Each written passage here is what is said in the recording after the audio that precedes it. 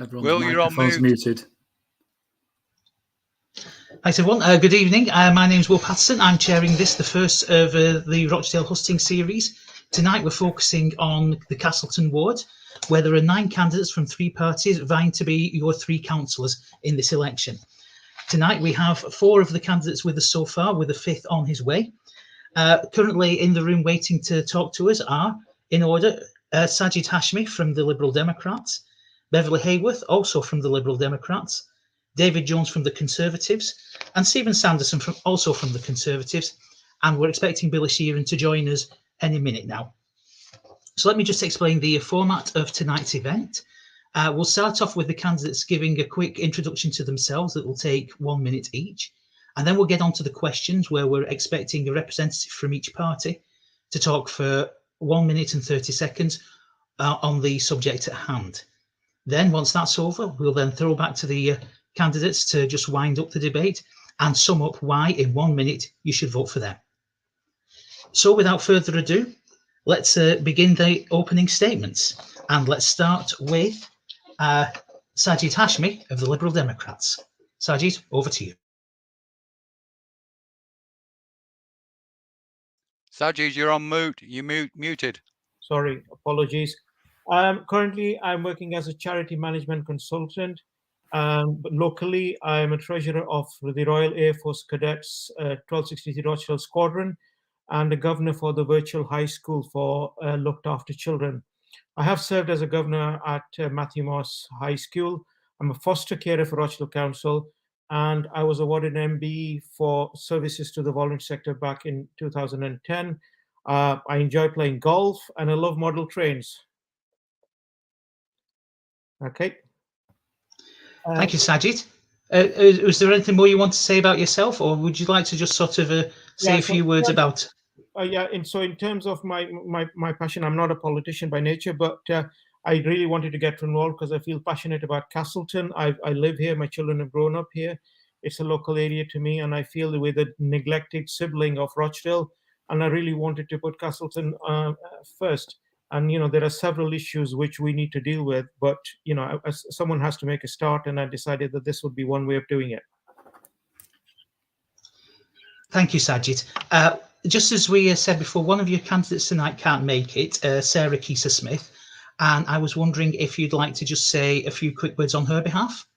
Yeah, I mean, Sarah is a local businesswoman. She's very passionate about the area. Environmental issues are her thing. She's been a campaigner with the Green Belt, and unfortunately, I did have a little script written down, which I can't get hold of on my computer for some reason, and I was looking for it when the computer decided to shut down. So she's a local businesswoman who will do really well in terms of supporting the Castleton agenda, the local businesses that we have here, and our village is nothing without the local businesses that we have. And herself as a local business person, she will do really well to support those in going forward.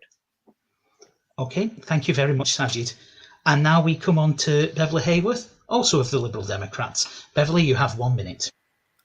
Okay, thank you. Good evening. Thank you for joining us. My name is Beverly Hayworth. I'm pleased to be one of the 3 Liberal Democrats for Castleton in this year's election.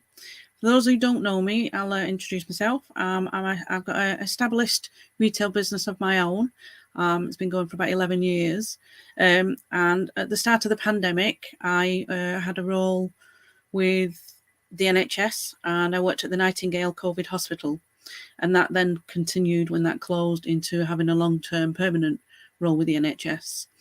I wasn't born in Castleton or brought up here.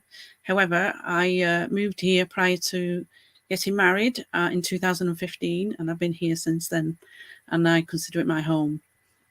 I'm standing for the council, not because I want to sit in meetings after meeting in town hall, but because I believe that a positive contribution can be made by myself, being involved with lots of different areas from a personal point of view.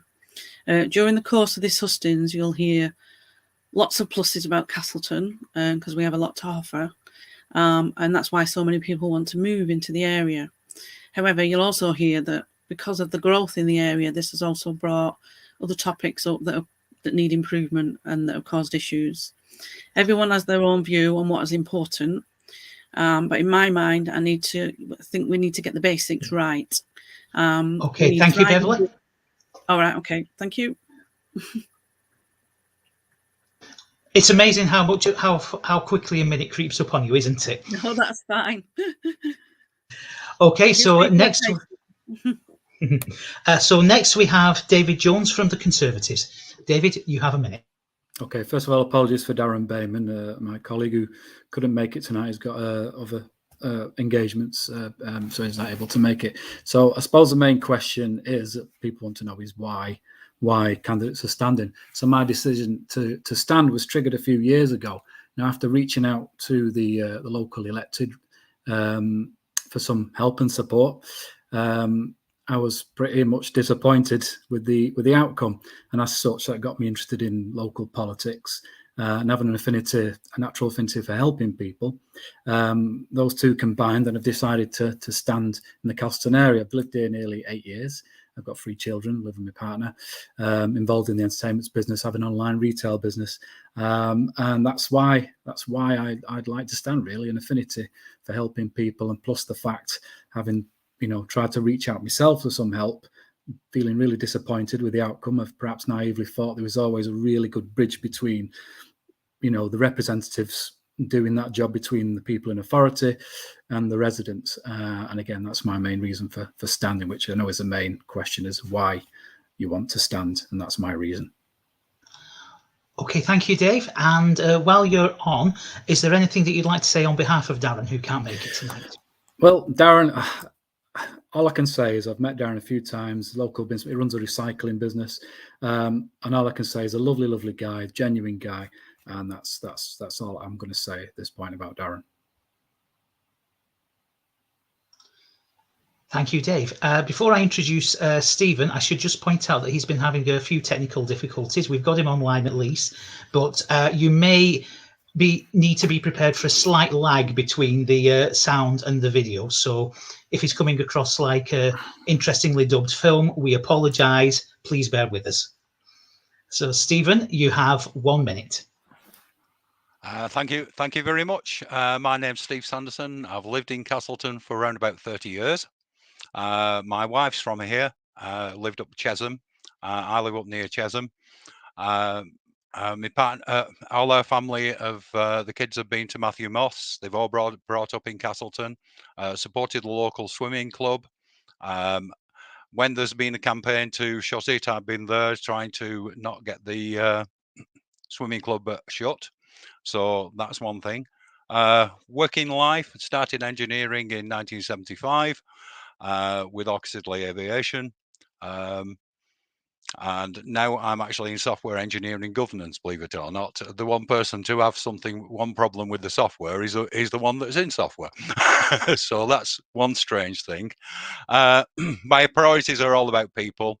It's about the people of Castleton being represented. It's about people's views being taken on board by the councillors and ensuring that we get some money spent on Castleton, because over them 30 years, I've seen it gradually not have money spent on it. We look at Manchester Road, we look at various areas, we look at all the extra building that's going on, and we don't see the resources to actually support that. So I want to see some money brought to Castleton and to support Castleton. Okay, thank you very much, Stephen. So we were hoping to be joined by Billy Shearing, but we were advised before the event started that he's having problems logging on tonight. So hopefully he'll be able to join us later, and obviously he won't have the benefit of the opening statement, but we will have the benefit of making an entrance, which is always a bonus. So I suggest that as we don't have him at the moment, we crack on with the questions. And the first question tonight is on affordable and social housing. And the question is this: there is a need for affordable housing in Castleton. How will you encourage and support decision making with regards to this important policy? And if either Dave or Steve, you would like to go first for the Conservatives? I'm happy to go, Steve, if that's all right. Can you hear me, Steve? Your microphone's muted. Okay. Well, first of all, with the affordable housing, I know Rochdale has probably got more than average in Band A housing. So there is quite a bit of housing, but part of the problem is a lot of the new housing is high band, and that's obviously we're short on housing. Now, I do believe the government are looking at a levy that's going to be put on developers, which the money can be then used, given to councils to build council housing and social housing. But until that happens, I think a bit more pressure on at the planning level with the developers. I mean, you know, I know we've got in Castleton, we've got the Sidings developments coming up. We've got Stakehill. I think it's 1,680 new homes on there. 126 new homes for the Sidings. Then we've got Tro's Farm. That's 550 new homes. Now, I've no doubt that all these new properties are going to be pretty much high band, which of course is not affordable. It's not social housing. Now, I do believe at planning level, you can put agreements on the developers to make sure they build affordable housing. But part of the problem is they get halfway through the developments and then say, oh, it's not going to be profitable. We're going to have to cut back and we can't do these affordable houses. And they're allowed to get away with it over and over and over again. And again, this creates a vacuum for affordable housing. And obviously the council not building a great deal at the moment. So I think a little bit more enforcement on the developers for a start, and hopefully what comes through with the government's idea on levies will give the council money to specifically build social housing. Okay, thank you, Dave. We've heard from the Conservatives on their answer. Now let's hear from the Liberal Democrats, and either Bev or Sajid would like to take that.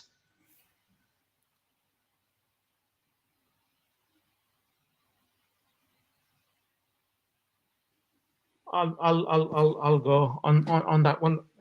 Basically, the issue with housing is that there is the demand obviously exceeds supply, which pushes up prices and makes it unaffordable for those on lower incomes. So there's two things to do here. One is either you put the pressure on the developers to include and build social housing, or secondly, the council goes about and does it. Which either way, that is something that needs to be increased. And the other thing also is that we need to make use of the brownfield sites and then make that easily available on the proviso that you build here, and we will support you. We'll support your planning application as long as a certain percentage of those houses are in Band A. And then the final thing is that with all the housing associations, again, they have been making money for a number of years. Is how much of that is being reinvested in terms of social housing within our area, and with the trains to Manchester and in the location of Castleton, again, having that kind of housing would enable people to commute.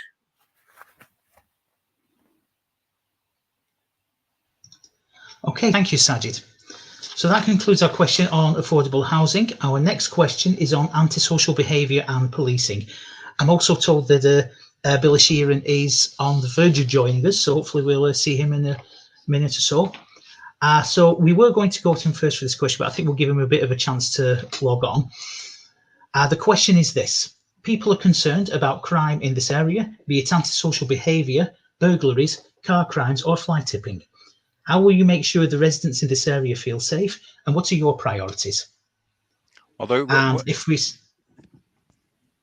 If we start on this one with the Liberal Democrats, so again, if either Bev or Sajid would like to take this one. Right. Okay. I'll start with this one. Crime is an issue in Castleton. I remember when I first moved here in 2008, there was a significant amount of police presence. We used to regularly meet. In fact, I knew the couple of bobbies by first name, and that has disappeared. Antisocial behavior is an issue, and we tend to blame the youth, but only 3% of the antisocial behavior is caused by youth. Bulk of it is with adults. What we need is local policing and police action. Having local police provides intelligence, which helps prevention and also helps in saving crime and identifying problematic areas and problematic people. And I know the police resources are stretched, but nevertheless, I think that there has to be an emphasis on policing within Castleton. Secondly, there is an issue about driving because there is no deterrent. There isn't anything. People tend to race through the village. There has been a number of accidents. There's certainly been one death due to speeding, and then we don't have any patrols. And one of the things we need to look at is whether we have enough cameras covering Castleton, which I know we don't, and how we should be looking at investing in that. Okay, thank you, Sajid. So now if we turn to the Conservatives, and either Dave or Steve, if you'd like to answer that. I'll do that one, Dave, if it's all right. Okay. Can I add something after you, though, which is I think is quite Yeah, of course you important. can. All right. Of course you can. Yeah, well, Castleton Area Forum, which we all go to, we have got a new police sergeant in Castleton, and we've got some new PCSOs. So that is a way, one good thing that has actually come out recently. What we do need, and I agree wholeheartedly with Savjid on this, is that we need cameras. And since about 2014, I've been campaigning that we should at least have 3 AMPR cameras within Castleton. So that they can actually check where people are actually coming from and leaving the village and coming back in the village. And I've suggested one near the motorway bridge, I've suggested one near Zeras, and I've suggested one that is actually just on Manchester Road a bit further down, so that anybody who actually comes in the village to actually burgle or whatever, they can actually find them. Now, the last PC that we had, which was Michelle was fully behind that, and I asked the councillors about the Safer Cities Fund, etc., etc. Nothing came forward, but everybody knows I've been campaigning for cameras over the years, so that's one thing I'd like to see. I'd like to see more PCSOs, and there are more PCSOs. We have got a few more now, so that's a nice thing to see in Castleton. Can I just add a short point on there, which might be quite relevant? Very briefly. Yeah, it's going to be very brief, actually. I mean, having spoke to the police myself, they said they can't get resources into the area unless people report it. But as we know, reporting crime is often a bit of a pain, and often people give up trying to report it. So perhaps one of the suggestions I would say is a regular police surgery, weekly police surgery in the area. Now, I know they can't always book somewhere, but quite interestingly enough, I've bought one of the commercial premises in the centre, and the front section of it won't be used, and I'd be quite happy to give that to the police every week to run a police surgery where people can turn up and they can speak to the PCSOs directly. They can report crime if the police will allow that, and hopefully that will allocate more resources into Castleton. Okay, thank you, Dave. So our next question is on congestion and transport. Now, with this one, there will be a general question, but I will then be asking a follow-up to whoever replies on behalf of the party. So the first question is this: the proposed cycle lane through Castleton has seen strong opposition from residents and businesses. Should it be imposed on them? And if we could start with either Dave or Steve on this one. Well, myself and Dave were there at the meetings where people's views were not taken on board. The cycle lane shouldn't be imposed on people.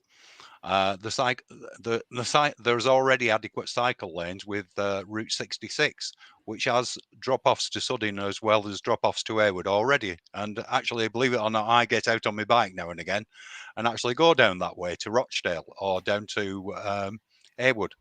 And I don't think it should be imposed on people.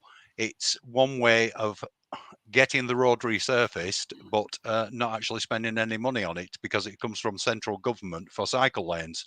The other thing that we've got to worry about is that we got Tetrasil just off Rawbarn Road. Now, if the way that they were talking about narrowing the lanes, and you've got 2 44-ton articulated vehicles coming down there and a couple of 17 buses, it's just an accident waiting to happen, and it's going to have a problem with people actually crossing the road.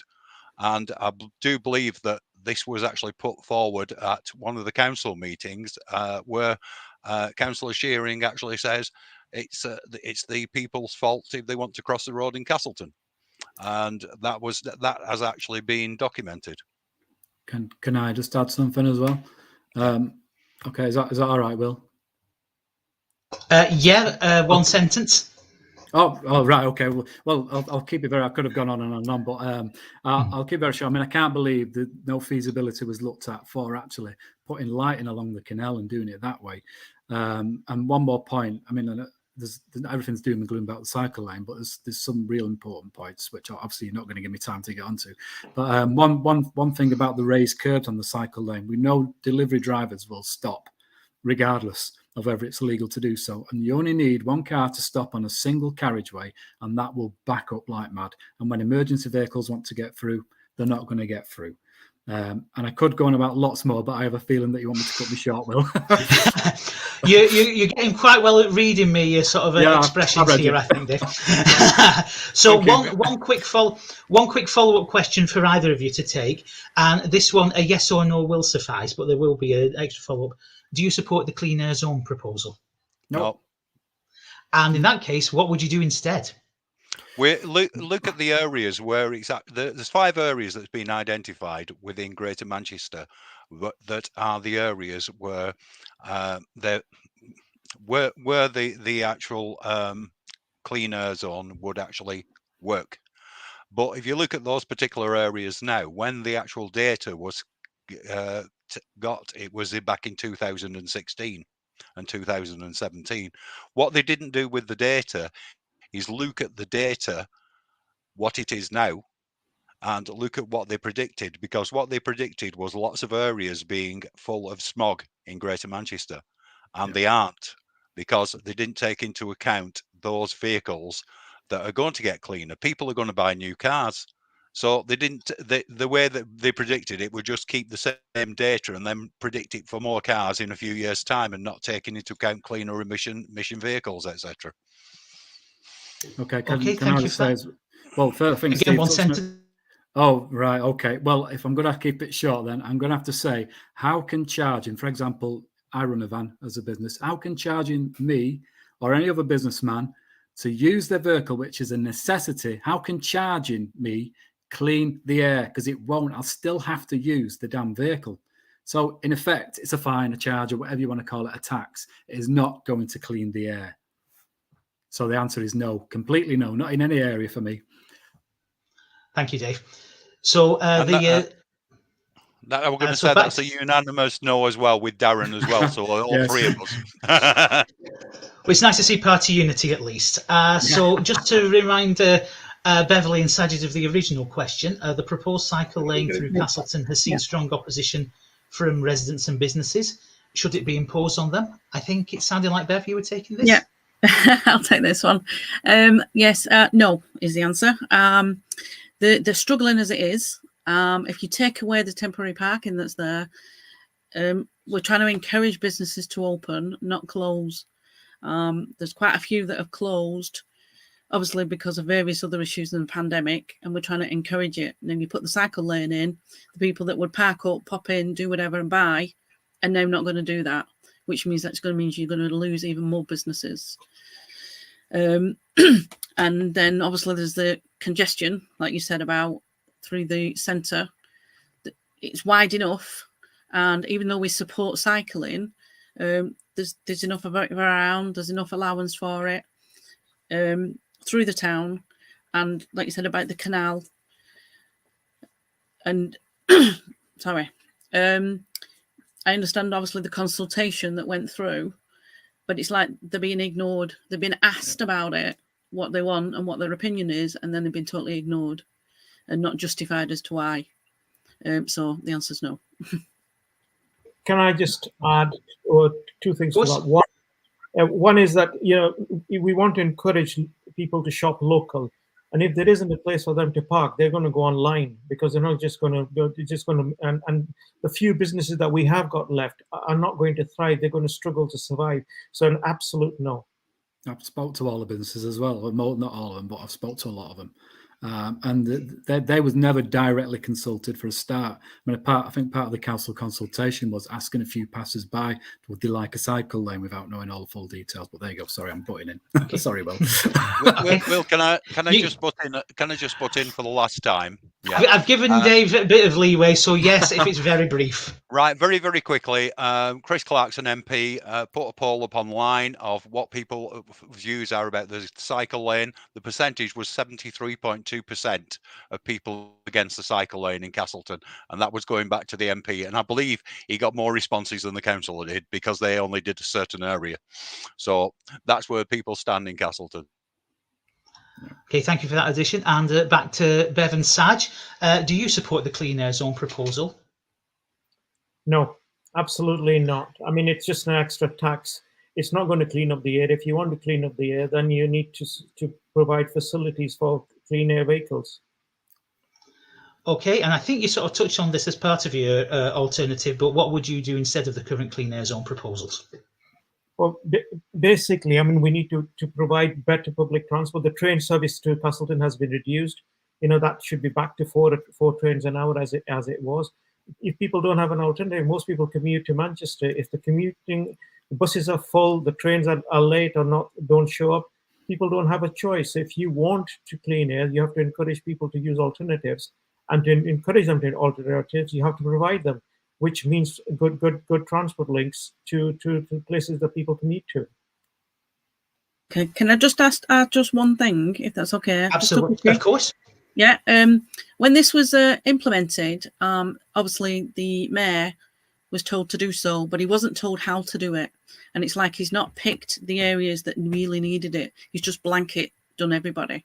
Rochdale and I don't think everybody's aware of that. Yeah.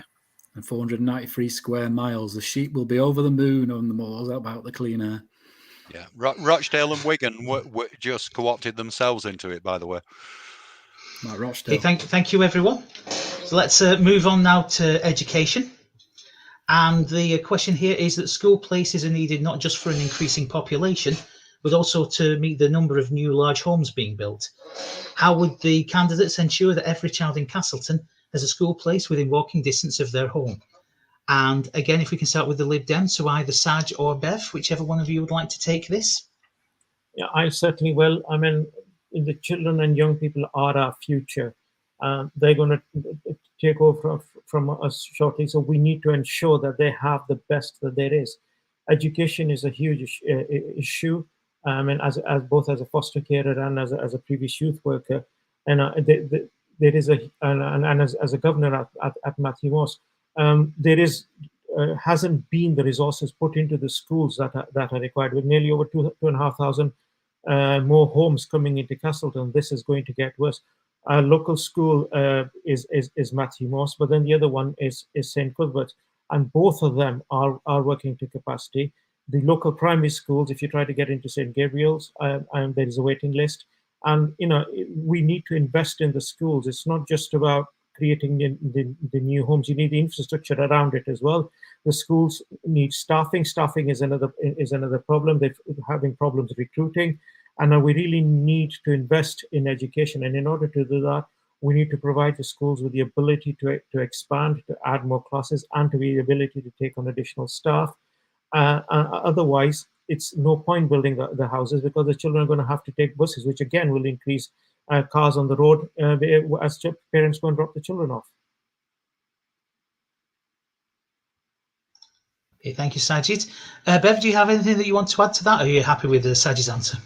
No, I would. I'm a school governor, and I understand how hard that they work, and obviously it's even more pressurised with numbers that they get down, and obviously it's the building the schools, like you've said about the infrastructure. Where I've got nieces that go to the local school, so we have excellent schools, but the problem with the schools we've got and the higher schools and the colleges, they're all just getting fuller and fuller, and there's no structure or plans to build any more. And then you've got the condition of obviously where they're going to build them. So it's a massive situation that it needs to all work together to be able to resolve. Okay. Thank you, Bev. So Dave or Steve, which one of you would like to take this on behalf of the Conservatives? Do you want me to go first, Steve? Yeah, go on. Is that all right? Well, I believe Rochdale, I think it has above the national average in 16, 17-year-olds being out of education or employment. And I think that all starts probably way back in school, and that kind of reflects on school classes being, well and truly over capacity. And I've got some ideas about, tackling that, but I won't talk about that now. So again, this all comes back to developers again. Now, I do believe there's this thing called Section 106 agreement. Now, again, all these developers are making millions upon millions of pounds. There's no denying that. And I don't see why it can't be put into the agreements that they contribute towards either extending the schools or ideally a new school. Surely there could be some partnership between the developers and funding from the government and indeed maybe the council to tackle the problem of, like you say, the classes are oversized everywhere. And it's a simple case of extend the school or build a new school. And it's as simple as that. And the only way to do it is a combination of the developers at the planning stage and, of course, hopefully some government funding. Fully agree with you on that, Dave. For the developers to actually contribute, they should be contributing to the infrastructure that we have, and that doesn't just include schools. That includes things like doctors' surgeries and such like. So I'm totally in agreement with you on that. Okay. You've So muted that now brings us yourself, on. Yeah, that was just while I sort of briefly check which question we were on. So Sorry. you can almost avoid seeing the joins, but not quite. So quick. The next question is on local economy and services. The people of Castleton feel like second-class citizens in Rochdale. They pay council tax, but do not feel like their opinions are being heard. How will you encourage and support greater investment into Castleton, and how will locals get their voices heard? And Dave and/or Steve, whichever one of you would like to take that first on behalf of the Tories. Yeah. Well, I mean, there's the Levelling Up Fund, which is about £1.7 million to be invested. And if you think about Castleton getting a slice of this, look at how unique we are. We've got a village, we've got a canal, we've got the railway station, which obviously, the East Lancs Railway has been spoken about for such a long time. But you need a few catalysts, and those things themselves will naturally bring people in if the area is great. And it all probably starts with kickstarting the economy in the village, and that's where it comes back to the cycle lane. No to the cycle lane, it's destroying businesses. So yeah, I think the local economy, people need to shop locally. We need to make use of the East Lancs on this one. Oh, sorry, someone else come in then. Don't let the East Lancs be going since 2010. Oh, sorry, I can hear someone else in here. Sorry about that. But yeah, Castleton's in a unique position, as in we've got the canal. And I think we could build lots of things around that. We just need to get the investment into the area, make it look nice, make it look like a place people want to come. Again, it relates back to the schools, make school places right, build on the brownfield sites because we need more homes. And yeah, the economy will definitely grow then. I mean, I do believe over at Stakehill, they're looking at building more business units as well, which incidentally, just coming back to the value for money on council tax, if you take into consideration all the new builds, and them alone, I think over the next 5 years will generate an extra £11 million into council funding. Then you've got the business rates from all the new units that are building. So value for money with council tax, yeah, this is not the time to be putting it up. I'm not sure if any questions are going to come up on the council tax, but there was an alternative put to the Labour Party from that party, which would have seen it frozen this year. Unfortunately, it's gone up again. I think council tax has gone up 100% in the last 20 years. I don't know if anyone else's wages have kept up pace, but I think most people's, fair to say, haven't. Okay, thank you, Dave. So if we move on now to the Liberal Democrats, Saj or Bev, which one of you would like to take care of this one? Bev, over to you. I'll take this one. Yeah. Firstly, I know there's a forum, but it doesn't seem to get very far. It needs to be a bit more taken a bit more seriously, should I say. The council need to listen to what either the ward colleagues are bringing to them or listen to the local people. So it's like they talk about it and they know what they want to do, but they don't get very far. And it's not their fault, it's because they're just not being listened to. But one of the main things that would help is, and again, it's been discussed for about 10 years, is the East Lancs Railway. We understand around the country, and this has happened in lots of places, where they bring something like that in and it changes the environment, changes the businesses, people brings local, both internal and brings people in. So again, it's all money that could be brought in to promote and enhance areas that we need. So it's not just taking it off people that are there. So like Dave, I think it was, said about the businesses, they put all their money in. So yes, it's all going in, but we also want business, the smaller business, not just the big businesses, because you can't blame, it's a whole structure that goes together. So you can't be all the big ones and you can't be all the little ones. Everybody's got to be involved. And I think sometimes it's all a bit one-sided. So if they brought the railway in, which again they've been discussing for years about, it comes into the main line, then we affect the transport links, it affects people who want to come in and spend money, it affects people that might want to open businesses. So, you know, it's a whole, I can't think of the right word there, sorry. It's a whole, domino effect. Yes, all right, my brain was going. It's a whole, it has a domino effect on everything. So yes, it's hard and it needs to be done, but it's been being talked about for so long, it's not actually happened. So if something like that happened, it revitalizes the area. And that's one of the things that we think we need. Okay, thank you very much. Will, just to add to that, on the Castleton forum, there were about 4 people turned up, and the reason people don't turn up is because they're not listened to, and I'll agree with Beverly 100% on this. There's been lots of things in Castleton. There's the hoardings of the old video store, there's the old nursing home, etc., etc. All these things have been on the table on the forum for about, since I can remember, 2013. And nothing's happened to them, and that's why people lose interest in what's actually happening with the council. Proof in the pudding. Okay, thank you. Can I just okay, I think we're sort of turning this into sort of more of a kind of back and forth here. Just because, Saj, you haven't actually spoken on this yet, is there anything you want to add? Yeah, I just wanted to say that, you know, without the businesses involved in this one, we can't do much with it, and we really have to give the businesses a voice in this one as well, because they are the ones that make the village, and we have been ignored for far too long, simply because we're a bit away from Rochdale town centre. Okay, thank you very much, Sajid. So I'm pleased to announce that Billy has finally managed to conquer his technical difficulties and is ready to join us. So welcome, Billy Shearing. So thank you, everybody. I'm totally apologise. My laptop would not let the streaming in, so I apologise for that. I got it on my phone with no noise, and then it disappeared.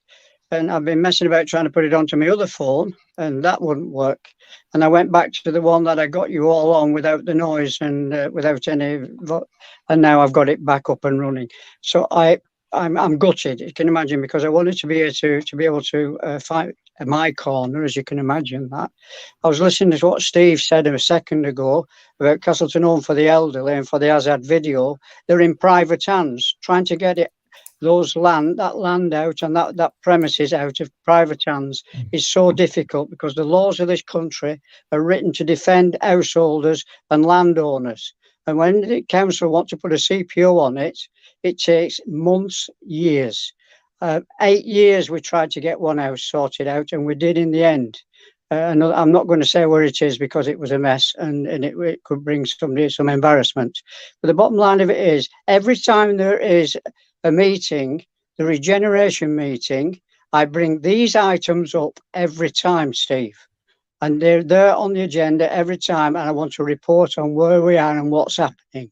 So why there was nobody at the community centre for the forums is because they haven't got used to it back after the COVID. That is one, because before COVID, it was the best attended community centre forum in the borough, Steve. And that's how people were getting to know things, because they came to this forum. And you're dead right, they weren't there this time. We've got to try and get them back, because people have lost how to do it and how to get back in that. If there's an issue in the village, people will be at the forum for fun. If it's just for information, they don't bother coming. Yeah, okay. Right, that's all the two issues I've heard on what you've been discussing. Thank you very much, Billy, and welcome anyway. We're grateful that you could finally join us, and obviously technical difficulties plague us all. We're grateful for the effort you made and the sort of multiple attempts in getting in. But thank you very much for joining. So our final. Sorry, go on. Yeah, so I was about to move on to our final subject of the night, which is the environment. And the question here is that although the council has declared a climate emergency, they have also proceeded to plough on with the Places for Everyone plan. This will take away Greenbelt, which not only was a lifesaver during COVID, but also is part of the character of this area. How will you encourage and support decision making with regards to the environment? And do you think the Greenbelt should be built on? So if we go to the Liberal Democrats first, and either Saj or Beverly, which one of you would like to take this one? Okay, I'll say something if that's okay. No, we don't agree with that. There's enough land around to build on. And as well as obviously affecting the Greenbelt, which I'm sure most of us don't agree, it then knocks on to all the other issues, which is the housing, the transport, the infrastructure. And it's not just about just the Greenbelt, which we don't agree with.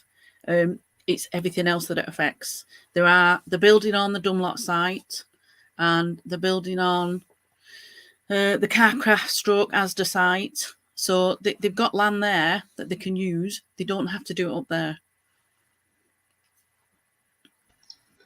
Okay, thank you, Bev. And now if we turn to Billy.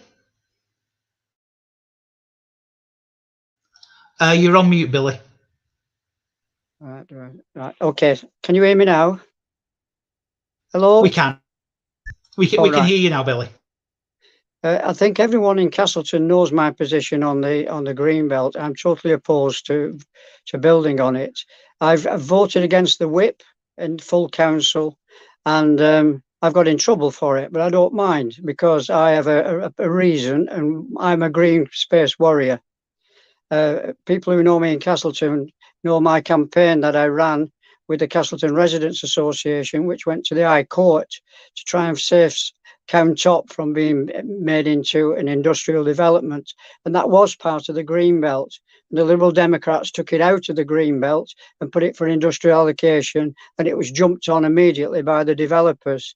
And what did we get? We got sheds. What did we get? We were promised between 300 and 500 jobs at the High Court, that this would bring local jobs, well-paid jobs. You know how many people work up there? 28. You can understand how I'm bitter about building on the Greenbelt. Also, I'm an advocate, of course, of building on the brownfield sites. I've been pushing like mad to get the Dunlop site built on, and I've been pushing like mad to get the Carcraft site pushed on. So everywhere you're talking about now, I'm a green space warrior. Okay. Thank you, Billy. And now for the Conservatives, if either Dave or Steve would like to. It looks like Dave, you're getting ready there. Yeah, okay. I mean, the thing is with Greenbelt, obviously, everyone's going to say they want to protect it, and time again, we're told by local councillors when developers build on it, oh, we had to agree because if we don't, the council gets taken to court and we get fined millions of pounds. Well, I've had a little bit of a reading. I'm no expert, but as far as I'm aware, in order for a developer to take the council to court, they have to prove the council has been unreasonable. Now, what is unreasonable about building on Greenbelt? I mean, Greenbelt is there for biodiversity. It's meant to stop, the towns sprawling into each other. All the obvious reasons why I want to protect the Greenbelt. And as far as I'm aware, not a single developer has been rejected on building on Greenbelt in the area when they've applied for it.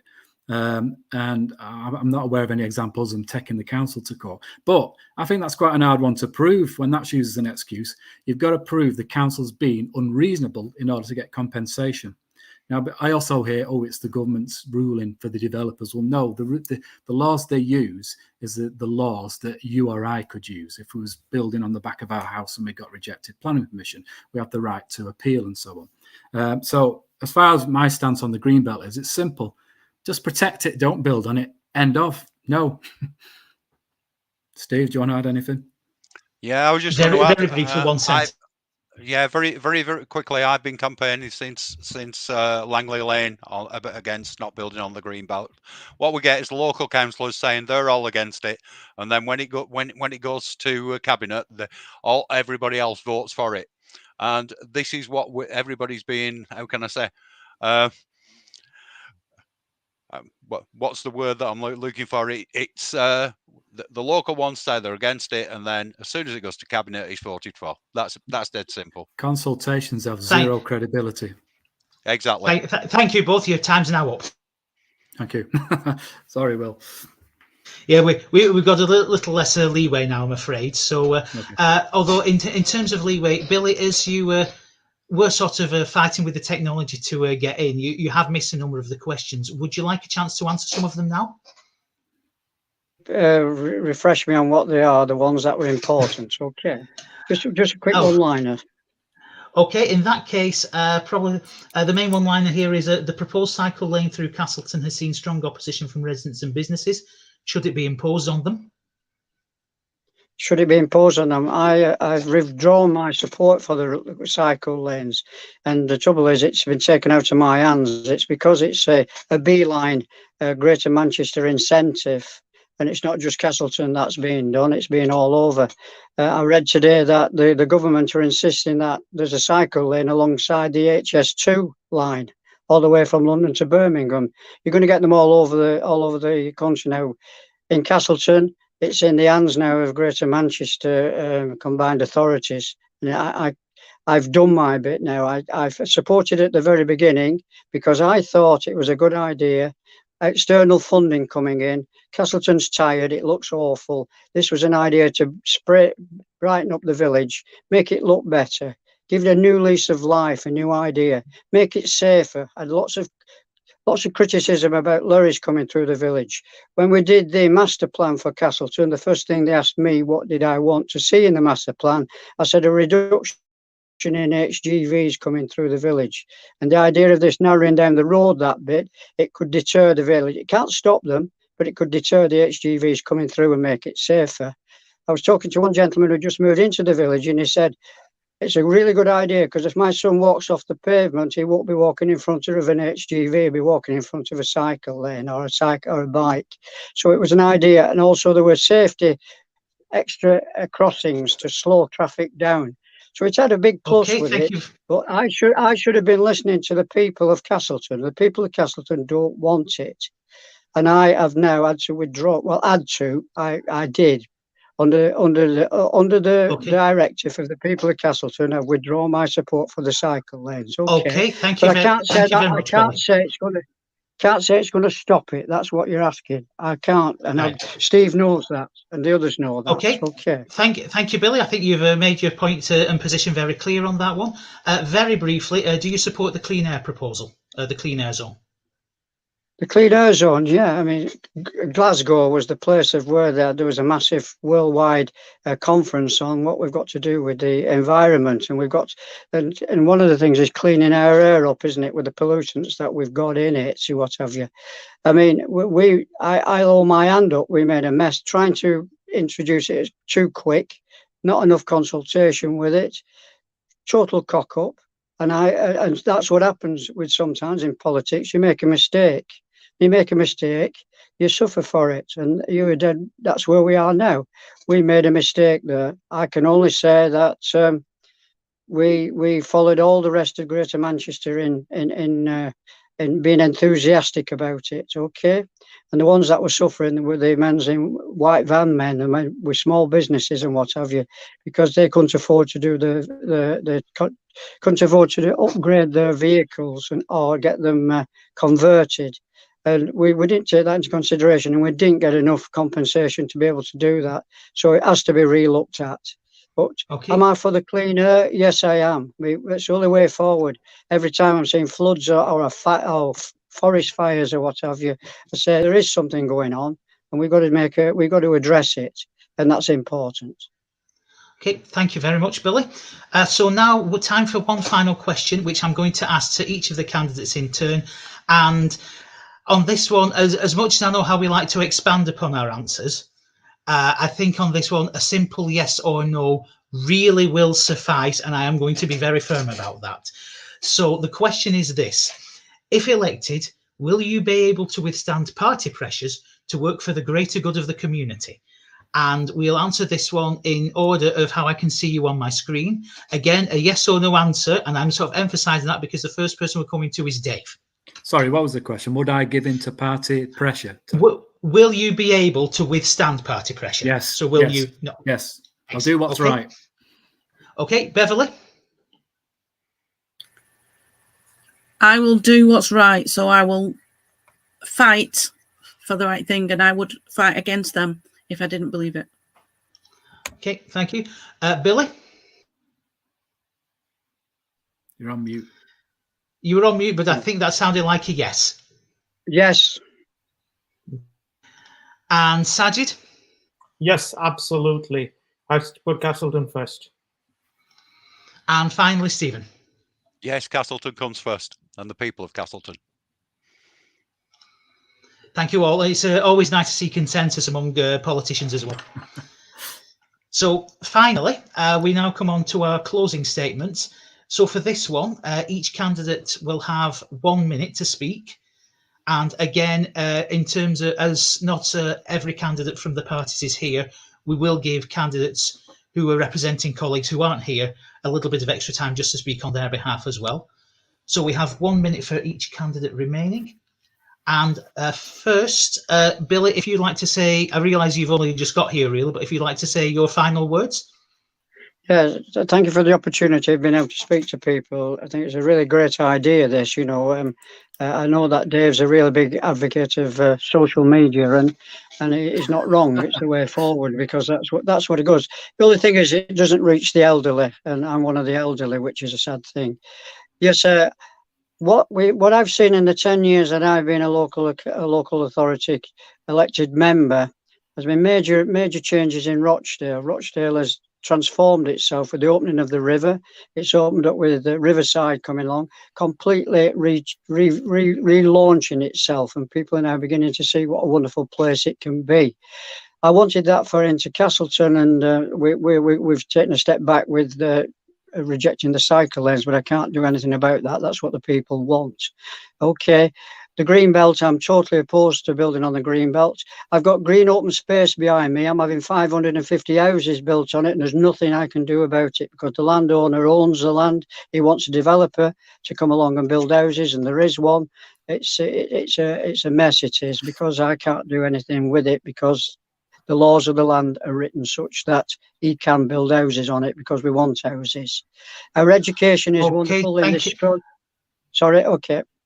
Your time's up, Billy, but if you want to say a quick word on behalf of Aisling Blaze and on behalf of Azim, who can't make it tonight, if there's anything you'd like to say on their behalf. Me? Yeah, on behalf of your Labour. Yeah, my colleagues are out knocking on doors tonight. That's we have a schedule to go all through the village. Yeah, well, that's what they're doing, and I'm here now, standing in their place. Okay, and both of them are on the same ilk as what I am. They're both against building on the green belt. They're both rebels, if you want to call us that. Because we're trying to put we always put Castleton first. Okay. And it's difficult against the whip. When you're all thinking about it, just you wait. Well, if you get in power and the whip starts screwing you to the ground, it's not an easy game, isn't politics? And I mean that. I've been involved in it now for 10 years. But I've had a lot of. I've transformed the village green in the centre of Castleton, made it a focal point, brought the Moore Memorial in. I've been working with the school children at the railway station for years and years and years. Thanks, Billy. You need to wrap up now. Right. And I'm just saying that it's been a privilege to be a member for Castleton, but it's hard work. One thing you've got to not be disillusioned about, if you're going to be a councillor, and a proper councillor, your time is not on your own. You've got to work for it. You've got to work for it because people expect you to work for it.